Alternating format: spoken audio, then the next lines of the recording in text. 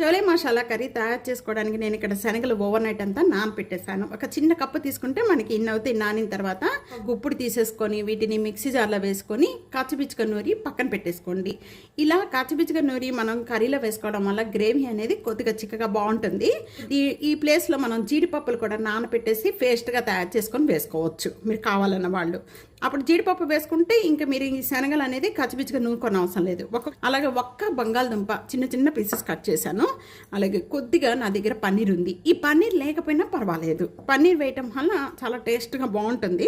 నేను 2 పచ్చిమిర్చి తీసుకున్నాను, 2 ఉల్లిపాయలు తీసుకున్నాను. ఇలాగ మిక్సీ పట్టేసుకొని పేస్ట్గా తయారు చేసి పెట్టేసుకోండి. మీడియం సైజు 2 టమాటాలు ప్యూరీగా చేసేసి పెట్టేశాను. కర్రీ ఎలా తయారు చేయాలో చూసేద్దాం. చోలే మసాలా కర్రీ తయారు చేసుకోవడానికి కుక్కర్లో చేసుకోవడం వల్ల చాలా మెత్తగా, చాలా టేస్ట్గా, చాలా ఈజీగా అయిపోతుందండి. 1 టేబుల్ స్పూన్ గీ వేస్తున్నాను కదా. 2 కలిపి వేస్తే చాలా బాగుంటుంది టేస్ట్. మీరు అచ్చంగా కావాలి అనుకుంటే ఆయిల్తో కూడా చేసుకోవచ్చండి, అంత టేస్ట్ ఉండదు. అందుకని 2 కలిపి చేసుకోండి, బాగుంటుంది. ఆయిల్ కాగిపోయిన వెంటనే ఒక చిన్న పీసు దాల్చిన చెక్క, అలాగే ఒక 4 లవంగాలు ఎక్కువ వేసుకోకండి, ఘాటుగా ఉంటుంది. అలాగే ఒక 1/2 టేబుల్ స్పూను ఇక నేను జీరా వేస్తున్నాను. మీరు కావాలంటే ఈ ప్లేస్లో సాజీరా కూడా వేసుకొని చేసుకోవచ్చు, చాలా బాగుంటుంది సాజీరా.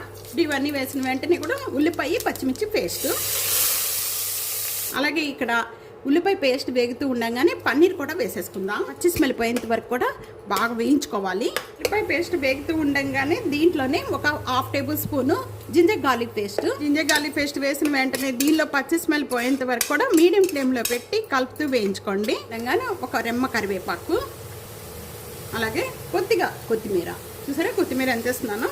అలాగే ఇవి వేగుతూ ఉండగానే ఒక బంగాళదుంప చిన్న చిన్న పీసెస్ కట్ చేసుకొని వాటర్లో వేసుకోండి. అప్పుడు కలర్ అనేది చేంజ్ అవ్వకుండా ఉంటుంది. బంగాళదుంప కాకుండా మనం విడిగా చేసుకోవాలన్నా కూడా చేసుకోవచ్చు. అలా విడిగా చేసుకోవాలి అన్నప్పుడు ప్రాసెస్ అనేది వేరుగా ఉంటుందండి. ఆయన జాబ్ చేసే వాళ్ళు కానీ లేకపోతే బ్యాచులర్స్ కానీ ఈ విధంగా తయారు చేసుకోండి. చోలే మసాలా కర్రీ చాలా బాగుంటుంది. ఎప్పుడు తినాలన్నా చాలా ఈజీగా తయారు చేసుకోవచ్చు. టమాటా ప్యూరీ అంతా దీంట్లో వేసేసుకొని దీనిలో కూడా పచ్చి స్మెల్ పోయేంత వరకు కూడా బాగా వేయించుకోవాలి. టేస్ట్కి తగ్గట్టు సాల్ట్ వేసుకోండి. ఇలా 2 మినిట్స్ మగ్గించేసుకున్న వెంటనే ఇప్పుడు దీంట్లో స్పైసెస్ అన్ని వేసేసుకుందాము. 1 టేబుల్ స్పూన్ ధనియా పౌడర్, 1/2 టేబుల్ స్పూన్ జీరా పౌడర్, రోస్ట్ చేసిన జీరా పౌడర్, 1/2 టేబుల్ స్పూన్ పసుపు, 1/2 టేబుల్ స్పూన్ కారం, chole masala powder 1 table spoon.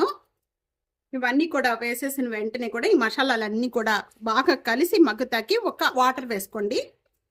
ఇప్పుడు ఇదంతా కూడా బాగా కలుపుకోవాలి. సీతర పట్టుకున్న ఒక గుప్పుడు శనగలు అనేది ఇలా కచ్చిపిచ్చిగా నూరేసేసుకొని వేసుకోండి. వీటితో పాటు ముందుగా నానబెట్టిన శనగల్ని మళ్ళా 2-3 సార్లు బాగా కడిగేసేసుకొని ఈ శనగలు అనేది వాటర్ లేకుండా ఈ విధంగా వేసేసుకోండి. ఈ విధంగా బాగా కలిపేసుకోవాలి. ఇప్పుడు మొత్తం హై ఫ్లేమ్లో పెట్టేసేసి బాగా కలపాలి. ఇలా బాగా వేగాలన్నమాట. ఇంకా 1 మినిట్ వరకు కూడా వేయించుకోవాలి.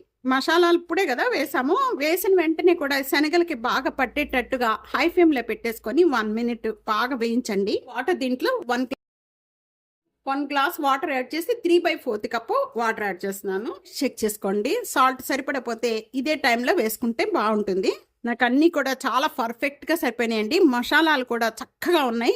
మీరు కూడా ఇదే కొలతలతో ఇదే విధంగా తయారు చేసుకోండి, చాలా టేస్ట్గా ఉంటుంది. చూసినా కదా, పైన కొద్దిగా ఇలా కొత్తిమీర వేసేసుకొని మూత పెట్టేసి 5 లేక 6 విజిల్స్ వచ్చే వరకు కూడా మీడియం ఫ్లేమ్లో కుక్ చేయండి. విజిల్ బాగా చల్లారిపోయింది.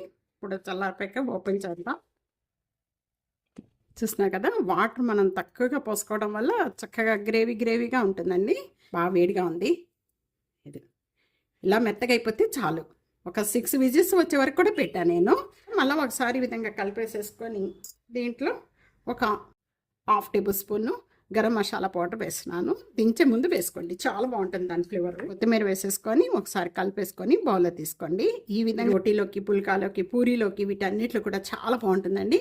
జీరా రైస్ అలాగే ఫ్రైడ్ రైస్లో కూడా చాలా టేస్ట్గా ఉండి చోలే కర్రీ అయిపోయింది. ఈ రెసిపీ ఇదే విధంగా తప్పకుండా ట్రై చేయండి. ట్రై చేసి మీకు ఎలా ఉందనేది కామెంట్స్లో చెప్పడం అస్సలు మర్చిపోదు ఫ్రెండ్స్. చాలా టేస్ట్గా ఉంటుంది, తప్పకుండా ట్రై చేయండి. ఈ విధంగా కొత్తిమీర వేసుకొని దీనిపైన కొద్దిగా నెయ్యి కానీ లేకపోతే బటర్ కానీ ఈ 2 కూడా వేసుకొని తీసుకుంటే చాలా బాగుంటుంది. నిమ్మకాయ పిండుకోవడం అస్సలు మర్చిపోకండి. తీసుకునేటప్పుడు పైన నిమ్మకాయ పిండుకొని తీసుకోండి. తప్పకుండా ఈ రెసిపీ ఒకసారి ఈ విధంగా ట్రై చేయండి. ట్రై చేసి మీకు ఎలా ఉందనేది కామెంట్స్లో తెలియచేయండి. వీడియో 4కి షేర్ చేసి లైక్ చేసి టియానాస్ కిచెన్ని సబ్స్క్రైబ్ చేసుకోవడమే కాకుండా ప్రక్కనే ఉన్న బెల్ ఐకాన్ ప్రెస్ చేయడం అస్సలు మర్చిపోదు ఫ్రెండ్స్. Thank you. నెక్స్ట్ వీడియోలో మళ్ళీ కలుద్దాం మంచి మంచి వంటకాలతో. అంతవరకు సెలవు, బాయ్.